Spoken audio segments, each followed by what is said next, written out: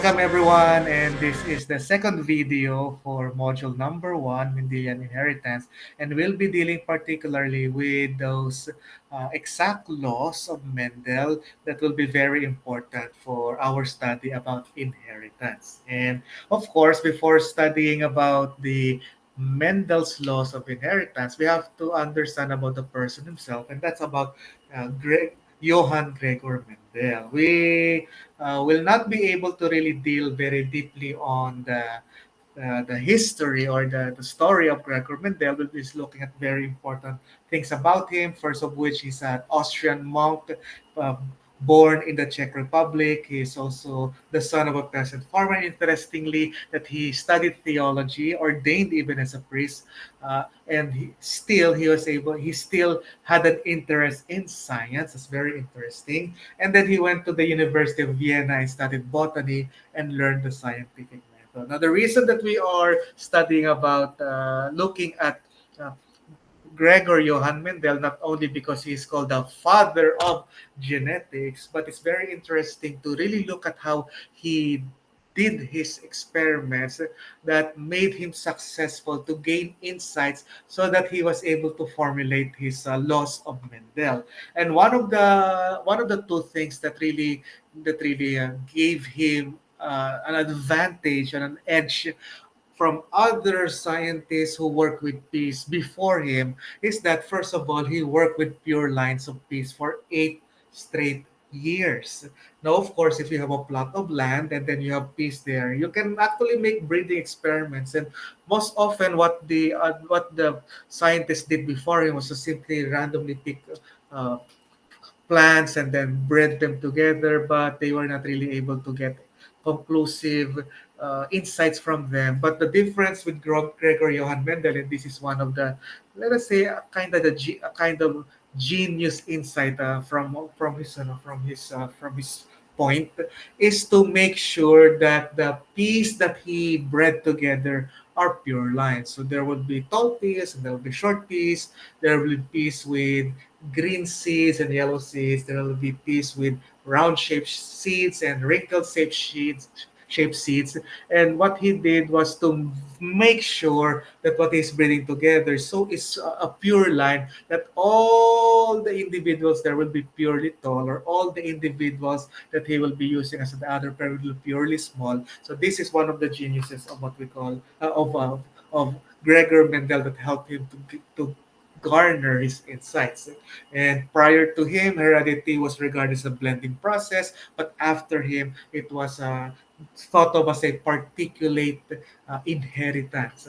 Other things we have to take note about Gregor Mendel is that he published this in 1866, and unfortunately, for largely 34 years until 1900s, his work was not really taken seriously, and it was ignored for that long number of years until it was discovered by three independent botanists in the 1900s, which later led to the what we call as the establishment of the field and the discipline of genetics. Now, another thing, we mentioned that he was the first one to make use of pure lines, but also another thing, he was the first biologist to use mathematics to explain his results quantitatively. And that's actually one of the reasons why his work was ignored for 34 years, because at that particular time, biologists really do not make use of mathematics.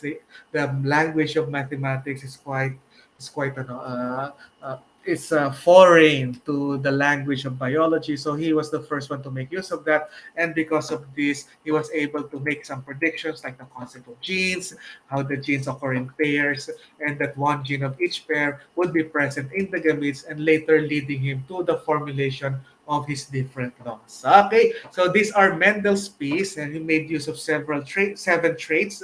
For example, as mentioned a while ago, round and wrinkled, yellow and green, purple and white, inflated or pinched, green or yellow unripe pods. So you will be noticing here that the particular characteristics will be occurring in pairs, in alternatives, and there will be different forms and flavor of the particular trait. Like shape, you have two of those, round and wrinkled. Color, you have yellow and green. So this will be explaining to us our concept of alleles, which are different flavors or different forms of a particular character. So we go to the first law of Mendel, and this is what we call as the law of segregation. And what is this all about?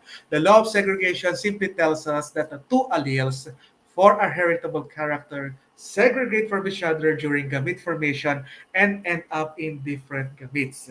So what does this mean? Again, we have two alleles. You have the first allele and the second allele, and then they will be separating from each other cleanly, going into different gametes. And this is what it would look like visually speaking. So you here have the big Y and the small y, the dominant Y and the recessive Y. As we mentioned a while ago, organisms would be usually diploid organisms, or they are diploid. So you have here one copy of the gene from the mother, the other copy of the gene from the father. So it can be that this will be the big Y, the dominant, and the small y, which is the recessive. So if you have a particular person, a particular organism that will be obtaining its chromosomes or genes from the mother, and the other half will be coming from the father. This combination of the alleles that is found in the organism, if this organism will be forming gametes, these two alleles will separate from each other cleanly, as you can see here. So the big Y going to one of the gamete and the small y going to another gamete, and that is during gamete formation. So that's very important. Now, this can actually be explained by the movement of the chromosomes, which we called as the carrier of the gene. So, for example, here you have the big Y, which is represented by blue. Let us say it's coming from the father, and the small y that is on the red homologous chromosome. That let's just say it's coming from the mother. So the blue is coming from the father, the red is coming from the mother. So you will be noticing that this homologous chromosome, which is represented by metaphase 1 in meiosis 1, will separate from each other cleanly, going towards the opposite poles. And once cytokinesis A or the telophase 1 will be finished, this homologous chromosome will now be forming in a cell that later will become gamete, and the other cell would be forming later another set of gametes. So they will be separating from each other cleanly. So as you can see here, that the parental, the paternal chromosome with the big Y would be going to one gamete, and the small y will be going to another gamete, and that is why they will be producing, or they will be going to different gametes, as explained a while ago, that the law of segregation states that the two alleles coding for the same trait will separate during gamete formation.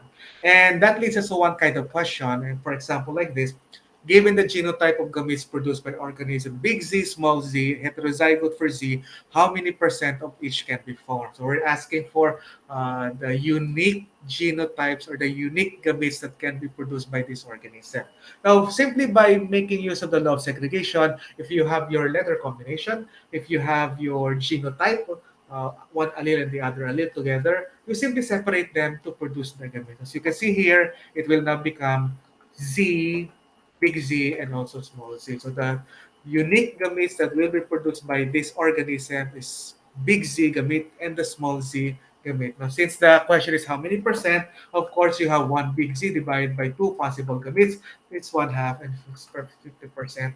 While the other one naman, the small z, you have only one of that in two possible gametes. So this will be also one half, and that will be 50%. So it's quite easy for us to take to know what would be the gametes produced in an organism with one gene pair. So for F and F, you will just produce big F and big F, and that will be 100% if you're going to have 100% of the gametes will have dominant F, while 0% of the gametes will have small f or the recessive gamete. If you're gonna take note of this, so it's quite easy. You have here big D, small d that will be produced in the gametes of organisms, small the homozygote for D. In letter B naman, you will find here that the big G and the big G will be produced here, and that will be 100% of dominant G in the gamete. If that will be the question, compute for the percentage of the gamete with the dominant allele. And of course, the big V and the small v. As shown a while ago, you simply separate them. So you will have here the big V, the gamete with the big V, and the gamete with the recessive V. So it will have what? half or 50% will be dominant allele. So it's quite easy for us to compute for the percentages and actually get the unique gametes produced by a diploid organism using just one gene pair. Okay, so that will be it. Now, the first law of segregation, the law of segregation is quite easy to understand. Now let's go to the law of independent assortment. In this case, it is defined as two or more genes assort independently. Each pair of alleles segregate independently from each other pair of alleles during gamete formation. In other words, you're now talking about two gene pairs. A while ago in the law of segregation, you're just talking about one gene pair, the big A, the small a, the big B, the small b, the big Z, the small z, the D, and big D. So it's just one gene pair. But when we're talking about the law of independent assortment, it's quite easy to detect that or to know is by looking at the number of gene pairs. If there are two or more gene pairs together, that is where the law of independent assortment will be coming in. So, for example, big A, big B, small b.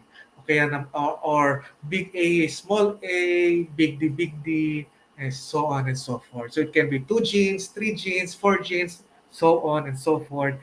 They will be separating from each other very, very clearly. So when the big A, small a separate from each other, it doesn't matter. It is not affected by the separation of big B and small b on the others or the second gene pair. So this can be fairly explained by what we call as the chromosome. So here you will be seeing the chromosomes here. But before that, which law of Mendel do the following genotypes demonstrate? So there are three gene pairs here. So you know that's the law of independent assortment. You have only one gene pair. Law of segregation, you have only one gene pair. Law of segregation, two gene pairs. Law of independent assortment. How about this one? Law of independent assortment, three gene pairs.